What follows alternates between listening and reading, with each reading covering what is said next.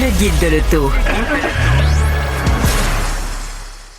2026 frappe à nos portes et évidemment, on se pose la question, qu'arrivera-t-il en 2026? Qu'est-ce qu'on va remarquer?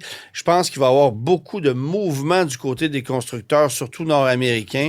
On va avoir des stratégies auxquelles on ne peut pas s'attendre survenir un peu partout dans l'industrie. C'est sûr. Alors, bon, évidemment, on a parlé de Ford en début d'émission, on en a parlé la semaine passée aussi, mais je pense que de voir comment les constructeurs vont s'ajuster à tout ce qui se passe en ce moment, c'est ce qui va être le plus fascinant. Après ça, est-ce que Trump va revenir sur sa décision? Est-ce qu'on va relâcher les tarifs? Est-ce qu'on va permettre, évidemment, au Canada, aux États-Unis et au Mexique de se parler, peut-être pas comme avant, mais de façon un petit peu plus harmonieuse? Parce que là, c'est un réel problème. Là. C'est un réel problème, puis c'est un dossier qu'il va falloir surveiller en 2026 parce que, justement, là, on commence à sentir des contre-coups on va commencer à sentir des contre-coups du déplacement des productions, des modèles, etc.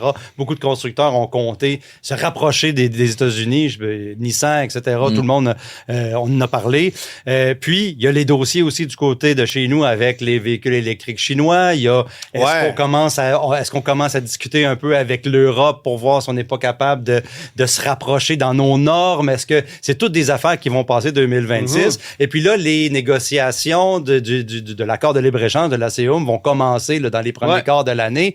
Et l'automobile, c'est un gros morceau de ça. Donc, on va être comme l'an dernier, en début d'année, là, il va y avoir beaucoup de tweets, de ci puis de ça. On va regarder beaucoup de choses qui vont se passer. Il va y avoir beaucoup de réajustements sur le marché. Ça va être des dossiers, mais pour chez nous, qu'est-ce que moi je trouve qui est intéressant qui arrive en ce moment, c'est que justement, tu as été essayé des véhicules électriques comme le V3, le V4, etc., qui étaient un peu un souhait exaucé d'avoir des véhicules électriques un petit peu moins chers. Ben là, ça semble vouloir s'en venir. Ouais, mais attention, c'est un cas de figure parce que ces véhicules-là devaient techniquement être vendus aux États-Unis. Et si on peut les obtenir chez nous, c'est parce qu'on a partagé les coûts d'homologation avec les Américains. Si ça avait été juste du Canada, on n'aurait pas pu les obtenir. Ça va finir là, peut-être. Le V5, c'est pas la même chose. Mais c'est sûr que des petits véhicules comme ça, si on les obtient, c'est en partie à cause de ça. Fait que est-ce que le Canada va être capable tant que ça d'aller chercher des véhicules ailleurs et d'en amener dans le fond en quantité suffisante chez nous pour se différencier du marché américain? Ça, c'est une bonne question. Cela étant dit, moi, j'ai aussi hâte de voir ce qui va arriver avec l'industrie auto-canadienne parce qu'on l'a vu se faire, on l'a vu se faire varloper pas à peu près cette année. Il y a de la grosse bullshit qui se passe. Moi, j'ai l'impression que les jeux sont faits concernant Ford à l'usine d'Oakville. Semble que Volkswagen continue de construire son usine de batterie à Saint-Thomas.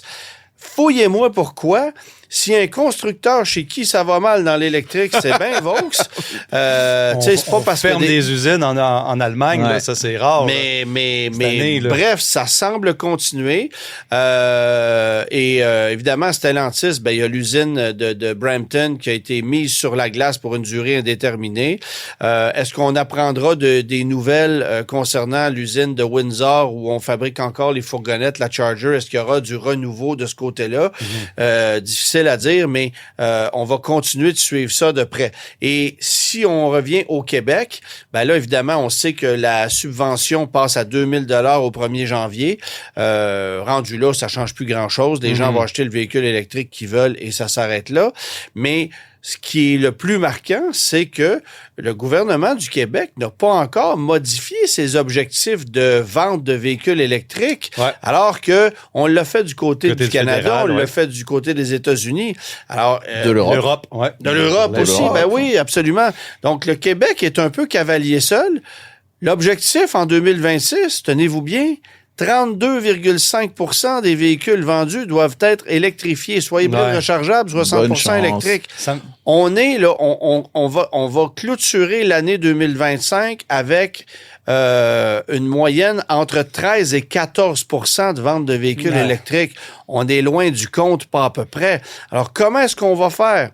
avec des subventions encore réduites, à réussir à aller chercher 20% de part de marché de l'électrique pour atteindre ces objectifs-là, en ce qui me concerne, c'est littéralement impossible. Il va falloir que le gouvernement de la CAQ mette de l'eau dans son vin ou revoie les normes, parce que si ça arrive pas, il y a des pénalités qui vont se payer à coût de centaines de millions de dollars de la part des constructeurs. Ça n'a aucun sens. Je pense que je me joins à tous les acteurs de l'industrie pour dire qu'en 2026, qu'est-ce qu'on souhaite, c'est cohérence entre les provinces et les objectifs et stabilité entre les pays pour les tarifs, etc. Comme ça, on peut mettre les meilleures technologies qui vont assurer un futur automobile qui est durable sans avoir peur nécessairement de... Mais je pense que il y a bien des affaires qui vont arriver avant que ça arrive. Là. Du côté des États-Unis, on en a parlé avec un petit recul en arrière. On va en profiter pour mettre les V8, de ressortir un peu les vieilles affaires pour un court période de temps. Mais après ça, il va falloir se concentrer sérieusement pour la pérennité de regarde,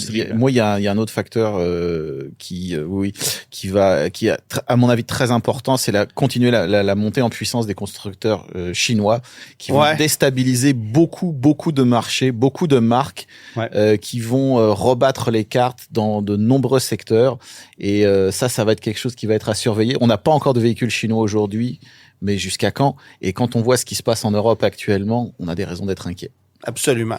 Alors, d'ici là, on vous souhaite un très joyeux temps des fêtes, une bonne année 2026. On se retrouve en janvier. Merci d'avoir été là tout au long de l'année et au plaisir. Joyeux temps des fêtes à tous.